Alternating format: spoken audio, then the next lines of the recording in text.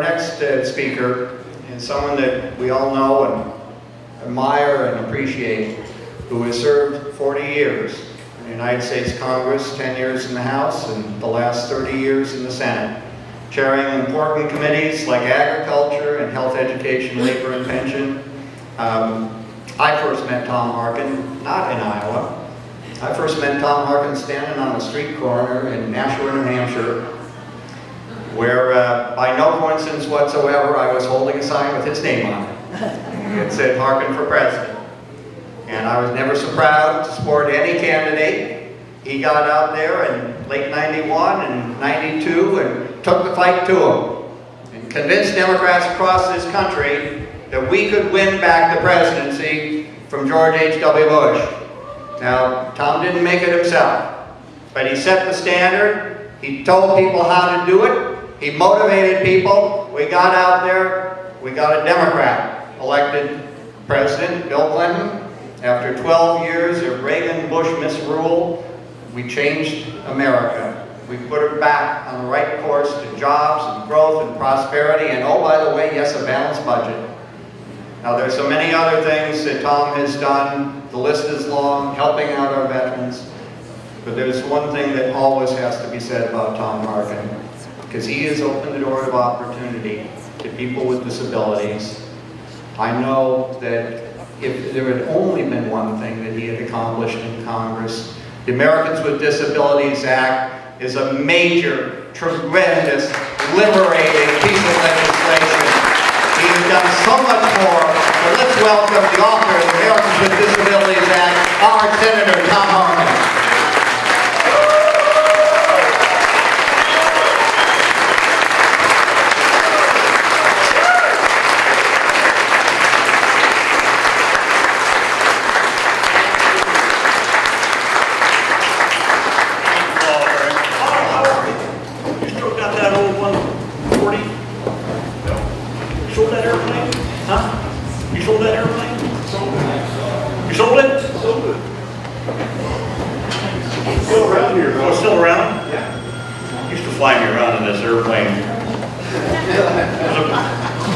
I think it had an engine.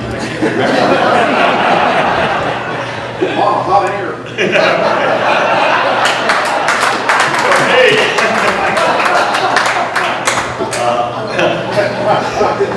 Well, thank you so much. It's first of all, Herman mentioned about being in New Hampshire. I will never forget also being up there in the cold and walking down the street. Who did I see but Jan Bauer out there campaigning for me. What a great Democrat, what a great inspiration she has been for all of us, and what a great county leader and our county sheriff for all these years, Jan Bauer. Thank you.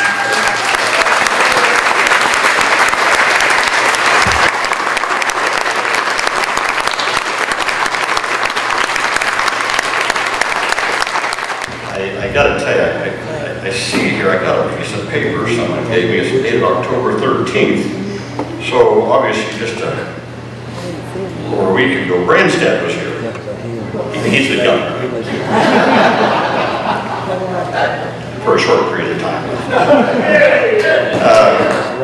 It said here that, he said, Branstad said Cornbach has been, quote, really difficult to work with in the Iowa Senate, and he blamed Cornbach for, quote, leading the effort against former Iowa Board of Regents President Craig Lang's reconfirmation in 2013.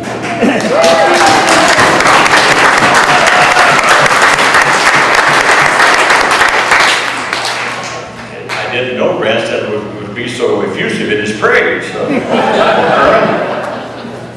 Reached by phone after the rally for comment, Cornbach said the governor gave him, quote, too much credit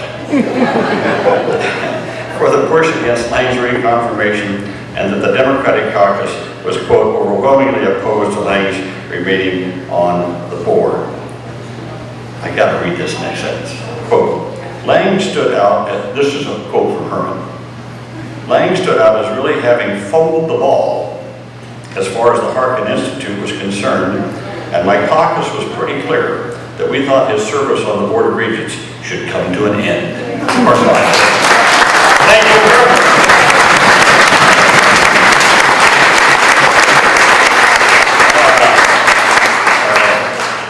It's just great to be back in Story County, where it all started. A lot of people think that I got my start here in '72. That's not quite right.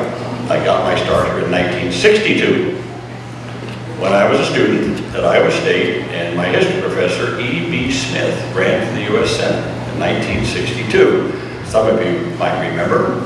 And we remember Cliff Larson and Marlene and, oh my gosh, it was Hal Davies, Mary Davies, of course Charlie and Hazel Hammer, and Dudley Luckett is Dudley here. I saw Dudley the other day. Dudley's back there. He was there at that time too. Dudley Luckett was there. I know the Sages were there too, and so many. Anyway, we ran, and he didn't make it that year. But we ran a student-run campaign and got 47.5% of the vote in 1962. Well, we didn't make it then, but that really got me thinking about public office. I hadn't thought about it before. But then I went to the military, came back. So 10 years later, we come back to Ames.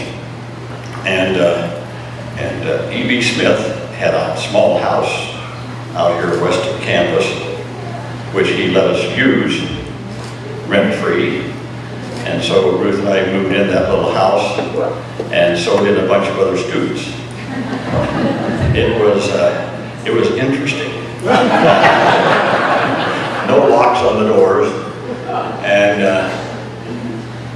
many an evening I would come back, Ruth and I would come back, and as we approached the house, there was this strong odor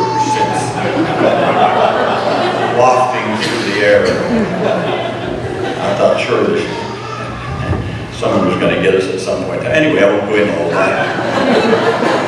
But I remember one day I came home and I came back and I was just out campaigning, and Ruth said, "Gee, I had an interesting visit today from Phyllis Class, who was the county chair." I said, "Yeah, I know Phyllis." She said, "Well, she came to see me and she said, now, you're a lawyer, aren't you?"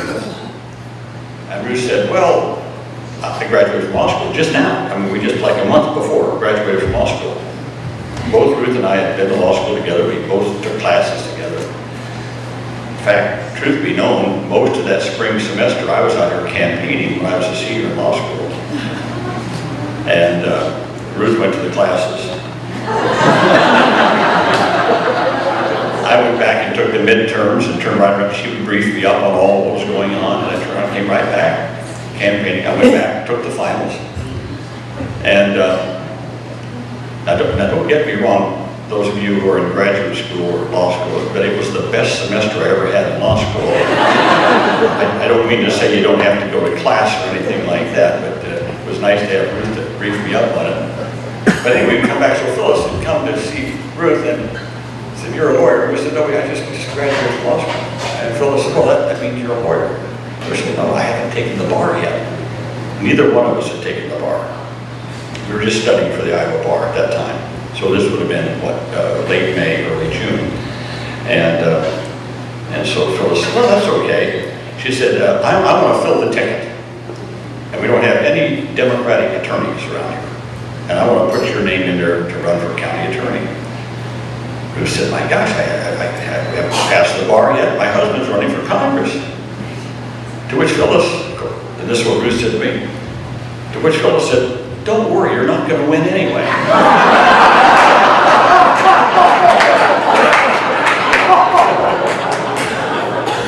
So, but she said, "I'm going to put it on the ticket." So I said to Ruth, "You're running for county attorney?" She said, "Yes." I said, "Oh my God. What if we both want the bar?" She's running for county attorney, I'm running for Congress. Well, we passed the bar. And so here I am running all that year. And as the story goes, she won and I lost in 1972. And she was the only Democrat in the courthouse and the only woman county attorney in the state of Iowa at that time.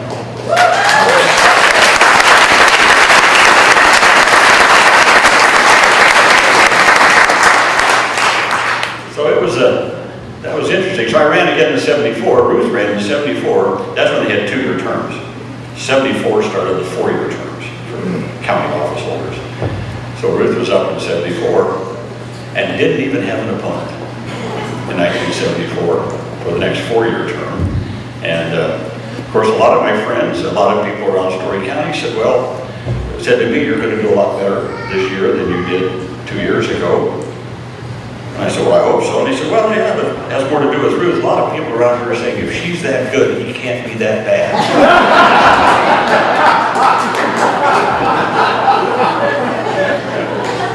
And so, riding her skirt tails, I won in 1974. So, a lot of fond memories. I just saw Larry McCone. I don't know if Larry's still here or not, back here. So he just reminded me, looking out that door someplace, there was a shed back here that was his machine shed back then in 1974, and we had a fundraiser back there on a hay rack in that shed right next door in 1974. So to come back here 40 years later, right next door, is again almost coming full circle for me here. And I just want to again just thank everybody for all the support through all these years. You know, I guess I shouldn't wax too nostalgic, but it's hard not to. After all these years, all the fights we've been through here, Story County. The only reason I left Story County is because they redistricted me in 1980, in the '81 redistricting. They took Story County away from me. And so I had to move back to the county of my birth, Warren County, and run there. But that's what the Republican legislature at that time thought they would get me by taking Story County away from me and giving me some more Republican counties out in western Iowa. But to their dismay, that did not work.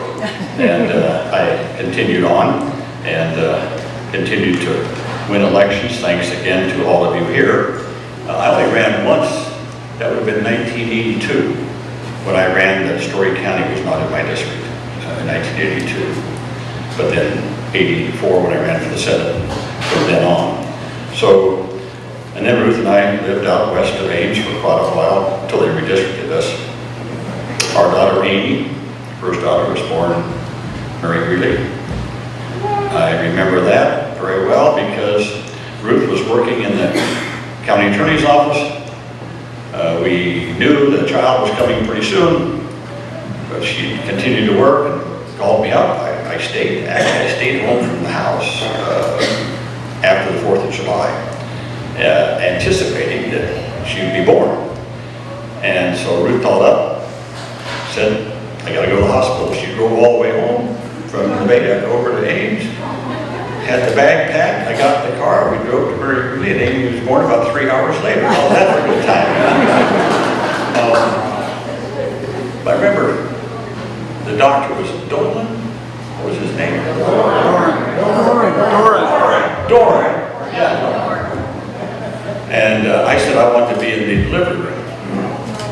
And he said, no, we don't do that. I said, no, I want to be there.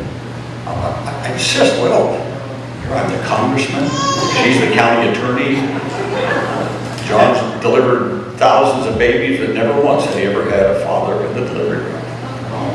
I insisted on it, Ruth insisted on it, so he let me in. It was what a great experience it was.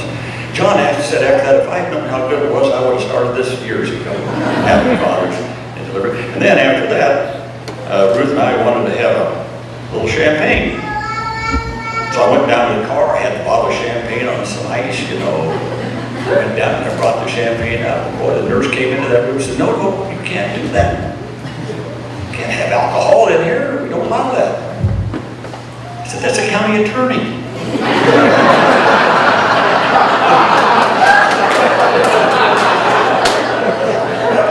I cleared it with her. So I still have the picture of us drinking champagne within an hour or two after the birth of baby. I have so many fond memories, so many great friends in Story County. But like I said, I shouldn't just wax nostalgic.